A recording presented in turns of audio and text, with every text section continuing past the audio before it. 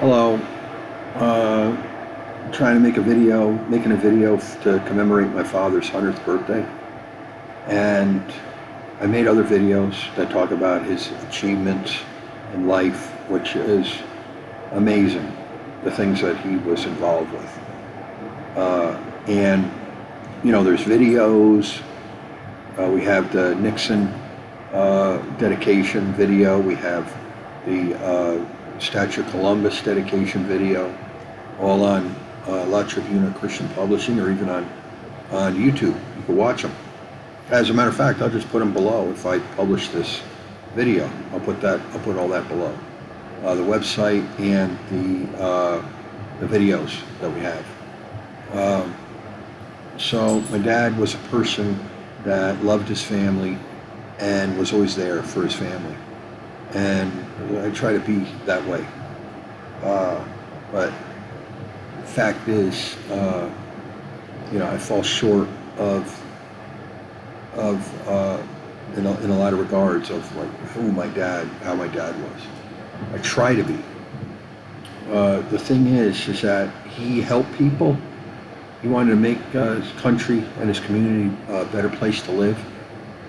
He was dedicated. He lived by the motto, Unical motto is service above self, placing the needs of others before our own. Being the Good Samaritan by having a willingness to place service above self and reaching out and helping others for the glory of God. That's how he basically lived his life. And he was a modest person. He was in the Army Air Corps during World War II. He didn't leave he wasn't stationed outside the country, I don't believe. He might have been, but he never bragged about his service in the military. He never bragged about his service in politics. He never bragged about his service in the Italian Center. He never bragged about his service as a Fair Rent Commissioner. He never bragged about his service as Justice of the Peace. He never bragged about his service in Unico as president of the Stanford chapter, and then as national vice president of Unico National. He never bragged about it. He never bragged about all these things. He never said to his sons, well, I did this, you need to do this, you need to do better. He never did that. He lived a way that I admire, because he never bragged. He always just allowed his family to, he allowed me and my brother to kind of, you ask questions and he'll tell you, but he didn't brag about it. I talked with my dad many times of politics and different things. He just said it like it is and said what it was, and he lived his life in the moment, which is very hard to do. Most people live their lives in the past or in the future. And there's a saying, if we live in the past, we will be depressed. If we live in the future, we will be stressed. But if we live in the present, we'll be calm, we'll be blessed. Because if we live in the future, there's fear of the unknown, and you could be stressed. If we live in too much of the past, then we become depressed, because the people that we love, our friends that we had, are no longer part of our lives. So if we're too much in the past, we'll be depressed. If we're too much in the future, we'll be stressed. If we live in the present and focus on the things at hand, we'll be at peace and be blessed. That's how he lived his life. He would go to work, come home, make dinner, help to take care of my mom, who was, basically, she had illnesses. She was disabled. And then do projects with me and my brother, either do trains, building train sets, building go-karts, doing projects, or he would be working around the house and include us in it, or he'd be building our clubhouse, or he'd be doing different things, going and including us, having us go to work with him. At General Electric Credit, he would literally bring us to work, and we would hang out in the supply room. He was a supervisor of the mail room. He was in charge of security on the first floor and in charge of the cafeteria He held down 3 jobs in one plant, which is an amazing thing by itself. And then he did all of this other humanitarian stuff, and then he was involved in politics, and then he was even, his friend's campaign manager, and on and on and on. I asked him, how do you do this? How can you do it? He goes, well, you got to manage your time, he says. Manage your time, manage your time. It seemed to be impossible to have that much responsibility in this day and age. But he was able to pull it off. Not only that, he got to the pinnacle where they had President Nixon come to the Italian Center to dedicate that building, the second building. Uncle Pete, I have a picture of him right here, but I don't know if you can see it in the dark. Uncle Pete, his older brother, donated the land for the second building. And then the Italian Center on Newfield Avenue, that's there now, they were able to arrange President Nixon to come and dedicate that building, and we have it on video that I got from a guy named Bruce in Phoenix that knew the same family that we did, that was in politics with my father, that moved out here 2 years earlier. And this man knew them, the same family, moved out here 10 years later, kept in contact with them. My family never met the man, or if we did, we don't remember. And come to have this guy that I met through Ann Sposey, that was at that event and filmed the footage in color. There's no sound, and it falls into my lap. That's God Almighty. First of all, the man had to be alive. He was in his 80s. Second of all, he had to move to Arizona. Third of all, he had to know the Sposies. Fourth of all, he had to still be in contact with them. Fifth of all, he still had to have the films.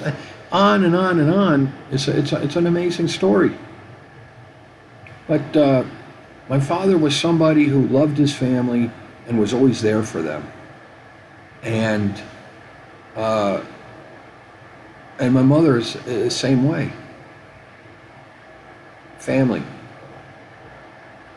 And so the other videos I started, it's very hard because I don't want this to turn into me, myself, and I when I'm talking about my dad, but it's hard to make a video where a lot of my father's in me, and I try to explain how certain behavior and core values are now inside of me, so I don't want to go off and, I'm me, myself, and I, as much as, talking about my father and what he'd done. We had gone to Aruba when I was 12 years old. That was one trip we did. We went to Atlantic City. We went to Washington. That's when I believe they were setting up the deal to have Nixon come. Been to other places. And, on 4th of July, we would get fireworks. The neighbors would get them from Chinatown, and then we would buy them, and then we would sell them to the kids in the block, and then we would wait until all the other neighbors were done shooting off their fireworks, and then we put on a big show in the front yard. And my dad helped build go-karts.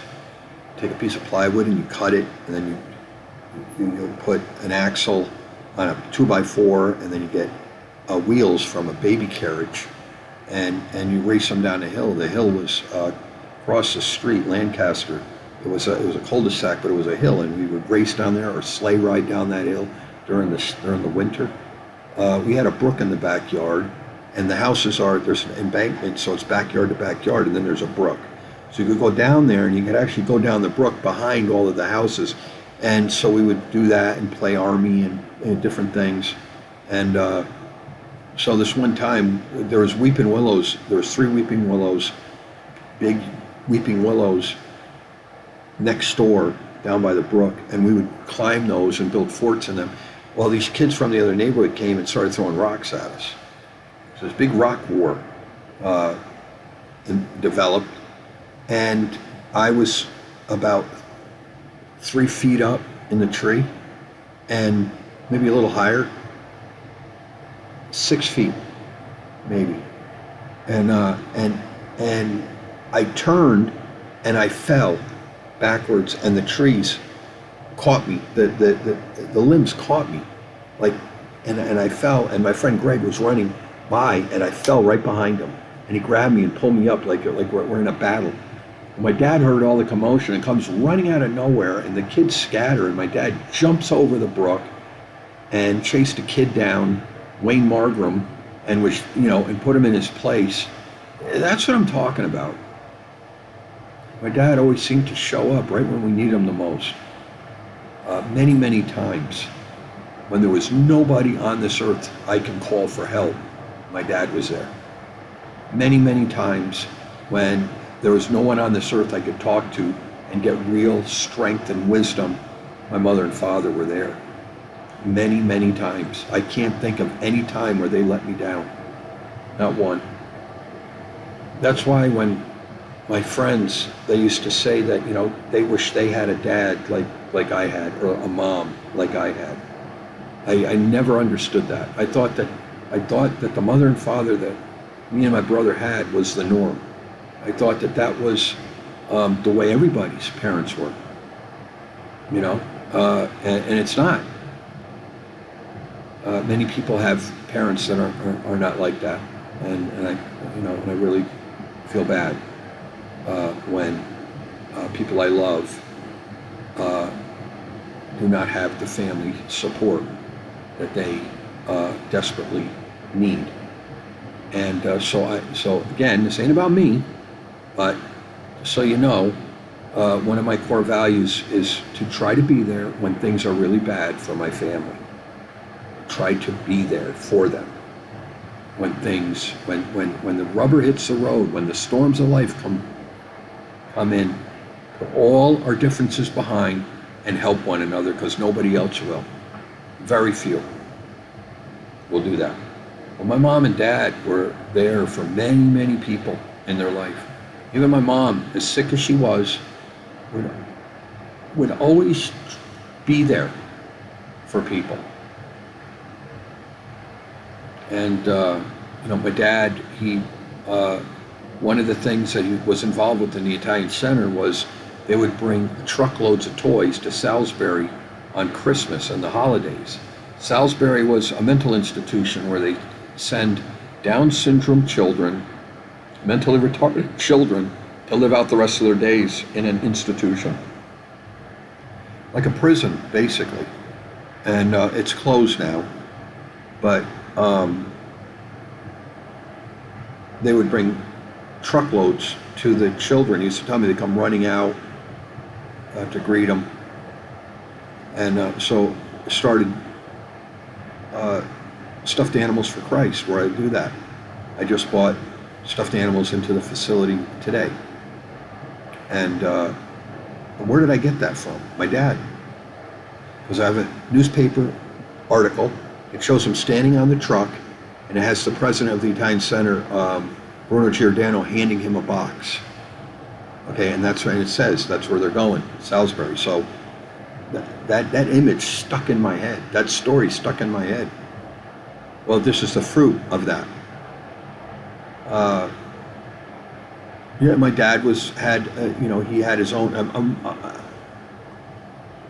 On top of everything else, he had his own vending business and his own catering business. And so here we are doing the cheesecakes, and involved with restaurants and food, just like my dad was. He was in the vending business, doing the cigarettes, and then I was in the business doing things I don't want to talk about, but a lot of the things, he had people around him that loved him, and I tried to do that, and actually was successful in doing that in the business that I was in. And many people loved me because they knew that when they got in trouble or when they needed help, I would help them. And very few people do that nowadays. Very, very few. They either don't want to, or they just don't have it in them. So they just don't get involved. And so my dad started 11 chapters for mental health reform in the state of Connecticut. 11 for mental health reform, because my Uncle Pete had a nervous breakdown. He was in a mental institution. I did shock therapy on his brain, and that horror. What happened to my Uncle Pete catapulted my father into all of this stuff. And just like what happened with our family, with my mother and father, catapulted me to be a healthcare activist and then eventually a chaplain, and now I'm in long-term care ministry. It's all tied together. Our life experiences, the way our parents behave, and their core values and the things that they do, believe it or not, gets imprinted in our DNA. And we seek to be like that. So for me, my dad was never a chaplain, but he was a justice of the peace.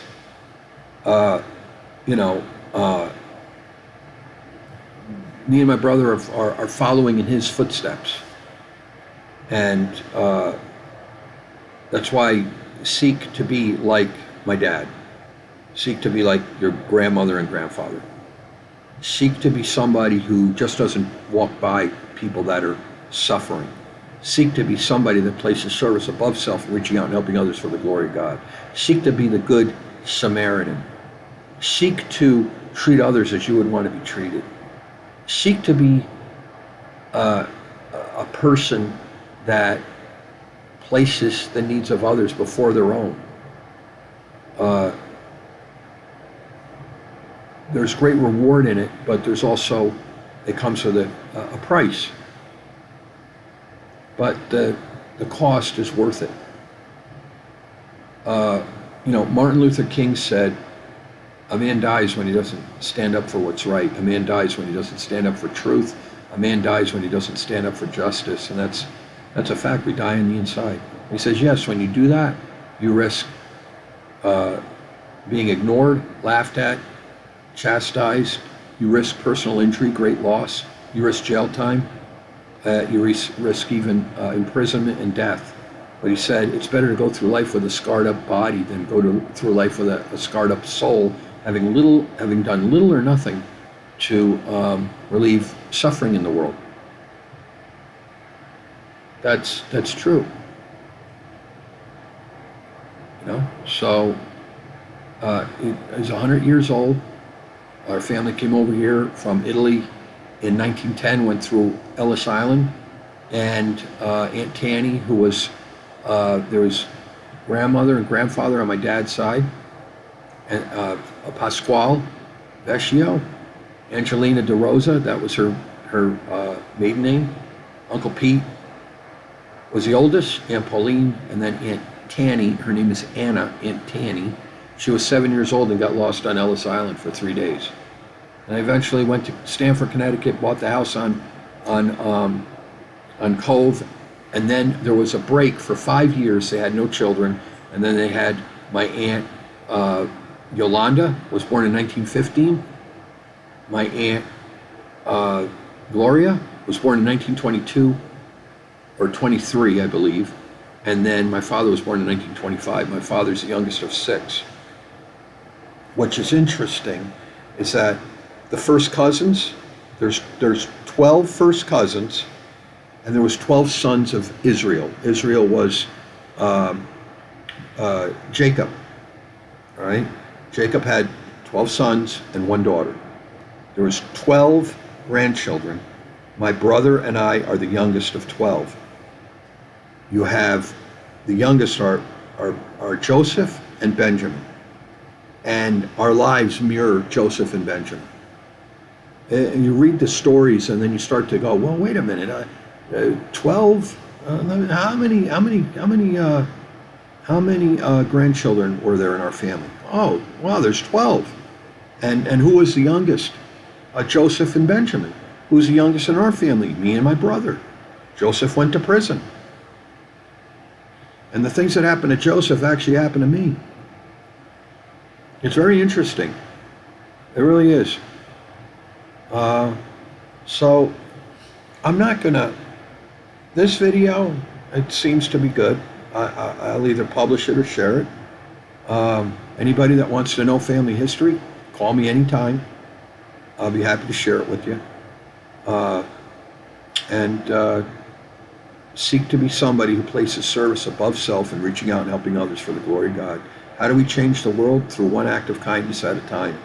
Be a positive influence in your circle of influence. Be a light of hope. Point the way to Christ and be a light. Be a vessel of hope and peace and compassion and kindness and love and forgiveness in your circle of influence. And remember, Jesus loves you and so do I. Bye-bye.